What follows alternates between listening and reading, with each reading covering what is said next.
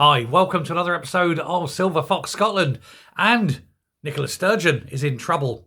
She's being pounced upon by women's groups, things like For Women Scotland, for example.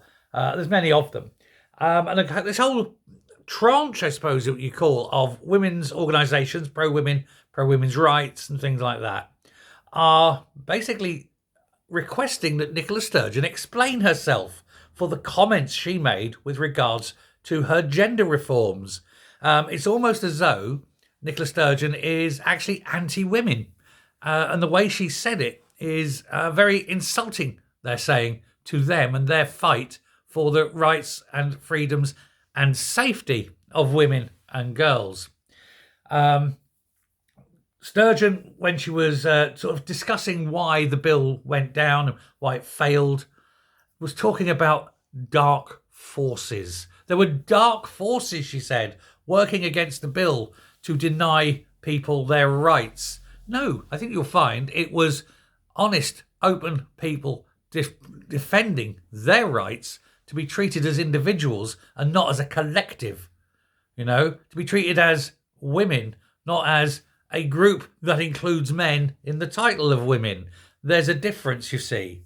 And if you can't work that out, then you're a moron who deserves to be outside of politics and never allowed any kind of power. You're too stupid to wield it. Thus, Sturgeon. She talked about these dark forces that muscled their way into the argument, that tried to push agendas, she called them. Push agenda, not like the agenda she was pushing. Oh no, they were bad agendas of safeguarding women's freedoms and rights and safety. Bad things like, the safety of children, the safety of young girls. Yes, that's a bad thing, apparently, in Nicola Sturgeon's warped, perverted mind. Feminist groups, I've mentioned For Women Scotland. There was others. There was Women Won't Wished, another group. The Murray Blackburn Mackenzie. She has called on Sturgeon as well. They're all calling on her to explain herself, to explain what she means, to fully and openly explain what she means by dark forces. Is she blaming women's groups? Who knows? Is she blaming outside media forces? Which is highly unlikely, considering the media were all pro-SNP in Scotland. I mean, they all are. It's access media, isn't it? If you don't agree with the SNP, you don't get access to other things. So they're all lying on their belly waiting to be tickled, But they've posted this open letter to Sturgeon, in which they say they're very unhappy. They're very upset by her stance. They're very puzzled as to why she's so anti-women's rights and why she's so anti-women's safety. Sturgeon's come back and said, oh, no, it's not about that. But yes, that's exactly what it's about. You can't have a grown man exposing himself in a changing room to 8 and 9-year-old girls without there being a safety issue. And why is it? And I'll reverse this. It's not why is it? I'll tell you why it is. There is a danger. Men who actively want to go into women's changing rooms present far more of a danger than your average bloke in the street. Here's the thing. If I was there and a woman said, I need to change, I would turn my back and allow her privacy and dignity. These men are desperate to get in and have a good look and expose themselves. Who's safer? Who's more dangerous? You ask any woman whether she would rather be in a room with a normal bloke or a man who's desperate to be in that room and pretend that he's a woman. And I guarantee the answer will be 100% normal bloke. They've said in this letter, and I've got to read this because I can't remember it. It's regardless of your intentions. This is talking about Sturgeon. Regardless of your intentions, a person might reasonably believe you are referring to those groups or individual who played a leading part in criticising the government's proposals. In other words, these women's safety advocates. Sturgeon told Diva magazine, I've had more abuse hurled at me on the issue of trans rights now than probably any other issue in my career. I'm a politician who helped lead an independence referendum. Well, it goes to show you then, you're not reading the room. If the one thing that you've got the most opprobrium and insults and fights against, and you think you're right, that's the one where you've got to think, no, this is the one where I've really got it wrong. Of all the things you've done, that's the one where you're most definitely on the wrong side. You're someone who wants to endanger the safety of women and children. It's not good. And I don't care what Sturgeon says. I don't care how she frames it. It's wrong. And it doesn't matter what these weirdos say. A man is a man, a woman is a woman, and you cannot change.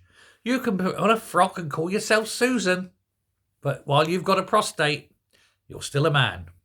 Doesn't matter what bits you have cut off, what bits you have inserted, what bits are tucked and folded, you're still and always will be, at a biological level, a man. And no woman wants a man to go into a changing room, especially if there's young girls in there, even if he's had his bits cut off. It's not right, and it's wrong.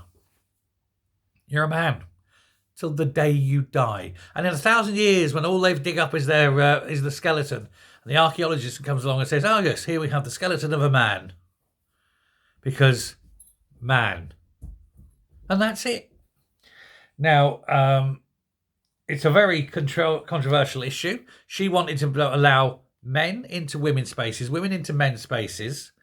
She wanted to put an aura of women into a woman's prison. So this is a man, still got his penis. It's a very tiny, tiny little mushroomoid penis, but he still had a penis. And she wanted to lock him up in a room with another woman, a vulnerable woman, all night in a cell.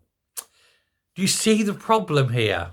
A man who rapes women getting locked up with a vulnerable woman in a prison cell where that woman's got no escape. And that is what Nicola Sturgeon wants. What does that tell you about Nicola Sturgeon? I think that tells you more than just about anything else. She's desperate to harm women. She must absolutely hate women. I'm going to say she's one of the biggest misogynists in the world. She loathes women. She must hate. I bet actually deep down, she's absolutely filled with self-loathing, because nobody can hate as much as she hates everything without ultimately hating yourself. Hate grows like a cancer. And when you're finished filling up with self-hate, that hate flows outwards and hates everything. And she does. She hates unionists. She hates the English. She hates women. She hates. She's a bubbling, blistering boil of maggot-filled hate. And you've got to see her in that light. And once you do, there's no going back. It's all she is, because that's all that's inside her. There's no compassion. There's no humanity. There's nothing. It's a void filled with lustful hate. Screw her. Thanks very much. Let me know what you think, and I'll speak again soon. Bye.